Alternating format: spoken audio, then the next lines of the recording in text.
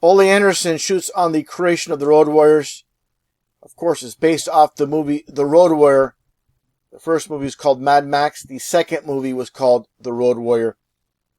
And of course, it's based off this particular character, Wes, with the face paint, the mohawk, and the shoulder pads. Obviously, it goes without saying for anybody that's seen the movie back in 1981 and the Road Warriors debuting back in 1983. Here you see them with, of course, Paul Ellering and Jake the Snake Roberts as the Legion of Doom. Here you see the Road Warriors with Rick Rude. And also, besides the creation of the Road Warriors, Ole Anderson is asked about the Road Warriors non-selling, and specifically, as many know, the infamous matches with the Fabulous Ones, Steve Keirn and Stan Lane. And let's get straight to the interview with Ole Anderson. I went to see a movie. It was called The Road Warriors. That was back in the 80s, early 80s, 81, whatever it was, 82. 81, I guess it was. And I'd seen the movie, and I would never do that. I mean, the way I worked, that's BS. But I got to thinking, and I said, you know what, maybe there's something I could do to get a tag team, because I was thinking tag team.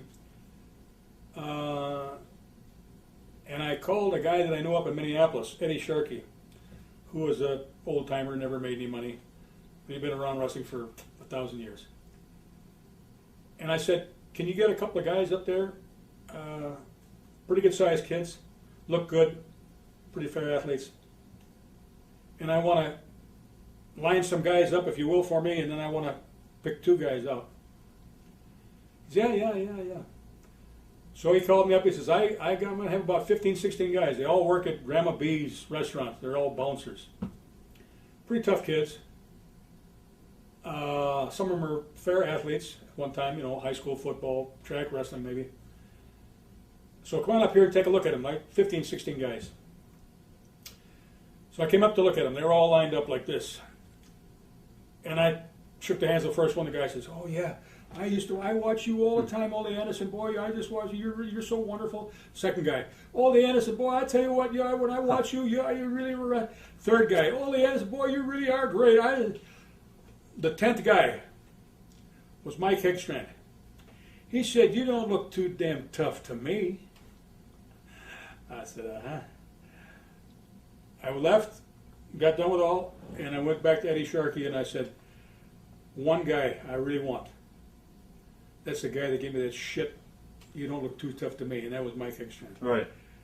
He said, okay. I said, well, I got to have another guy. And the other guy I'd already used before, Joel Laurinaitis. Yeah. So Mike Hickstrand was the reason that I took to both of them, because they were both buddies and all that kind of crap. So I said, I'm going to make you into a team, and I'm going to call you the Road Warriors. They went, what the hell are you talking about? I said, just goddamn listen to me and just shut the hell up. I said, I got to have a manager for you. And I had a kid that was working for me at that time, Paul Ellering. I wasn't doing nothing with Paul. There was nothing to do with Paul. He was just under the bottom matches, and that was it. So I went to Paul and I said, Paul, I want you to be. It's either do what I say, or I'm going to have to let you go. Well, he says, okay. He needed to work. He never made any money in this business. He says, yeah, what do you want? I said, I want you to be the manager of the Road Warriors. You seen that movie, Mel Gibson and all that crap? I don't know if you'd seen it or Yeah, not. Mad Max. Huh? It was Mad Max, I think. Yeah, I know what you're talking about. What are you talking about? Well, it was the Road Warriors, but I think the movie was actually called Mad Max. No. No, there was an actual Road Warriors? I think the movie name was Road Warriors. I thought it was Mad Max. But go ahead, it doesn't matter. I know what exactly you're talking No, about. but I think it was Road Warriors. Okay. The first one I think was Road Warriors. Okay. Had to be. I would never know that. I don't know nothing about Mad Max. Right. But anyway, so I said, you be the manager, the Road Warriors, and these are guys that be the Road Warriors. Okay, and they went, that ain't going to work. But what I did is I put them in the ring on TV, and I had them work maybe 2 or 3 minutes. Don't beat the shit out of the guy. My deal is always this. If you hit a guy 42 times in the face, something ought to be wrong with that face. Right. The guy either ought to be dead, or he sure should have been falling down a long time ago. So how can you hit a guy 42 times in the face? You can't. So I try to tell them, I said, listen, if you are finally going to go throw that one punch, just throw one punch. and let that guy sell the hell out of them, one punch. And then you beat the guy. That's it. Right. And that's what we did. And they got over like a son of a gun. What do you say to the critics that say they hurt the business by not selling at all? What do you say to your critics that say, oh, they didn't sell for anybody and it hurt the business? Who didn't sell for anybody? In the beginning, Hawk and Animal. Even in Well, wait a second. Not when Wait, you first- hold it. right, Stop in 2 seconds. If I punched you in the face, let's just say I punched you twice, right, what would you do? I'd be selling it. Well, in real life, Yeah. I'd be hurting. Yeah, you'd be on the ground. Right. So they're bitching because you didn't hit me back? Well, they're saying not in the beginning. They're saying in general in the wrestling matches that a lot of the guys when they would work them when they were like getting They went short matches. They went 10, 11 minutes, maybe 8 minutes. Right. That's all they ever did. So what are they looking for? They're looking for the guy, the Road Warriors, to be big and tough son of a guns and sell for this little guy who can't do anything? right. No, I understand totally the philosophy and stuff. I'm just saying those critics are Well, how much do critics make? what's that? I made $250,000 a year. If you got a critic there that made the same amount of money, then I'll listen to him. Right. They're other workers, so it's not Well, who's the workers? You got him a name. I know the Midnight Express talked a little bit about working them sometimes, and they're never sold for them. Oh, okay. Well, wait a minute. Now you're getting into a different situation.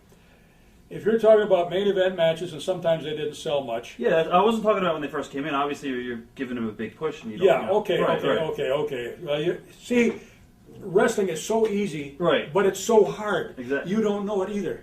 I know what you mean. So you have to go ahead and tell me all the situations that you're talking about. Right. So if you're saying, well, the Midnight Express or who the hell ever you want to talk about, if they were a pretty decent team and they weren't out there just to do the job, they were out there to have a decent match, then you'd be right if the Road Warriors didn't sell out a little bit. Right, exactly. That's what I meant. I agree. Right, okay. I agree.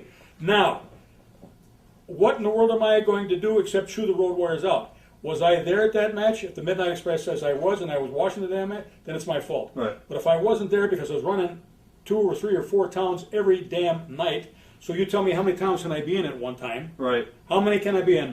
One. Yeah. Yeah. So what do I do on the other 3? Right. Actually, So I can't be everywhere is my point. So I didn't see every damn match. And maybe I might have been in the building, I just didn't see it. Or maybe I did see it, and I just said to Road Warriors, I said, you dumb shits. And that's about it. Let Right. it go. But to be able to have the Road Warriors sell a little bit for somebody, yes, and they probably should have. Right. But I'm not looking at the match, so I really don't know, and I don't know. And Midnight Express, I don't see him working the Midnight Express very often. Right. This might have been it might have been Stan Lane when we did the Midnight Express interview, and he might have been talking about when he worked him as the Fabulous Ones with Steve Kern for Vern. It could have been that. Could have been because they went up there for Vern.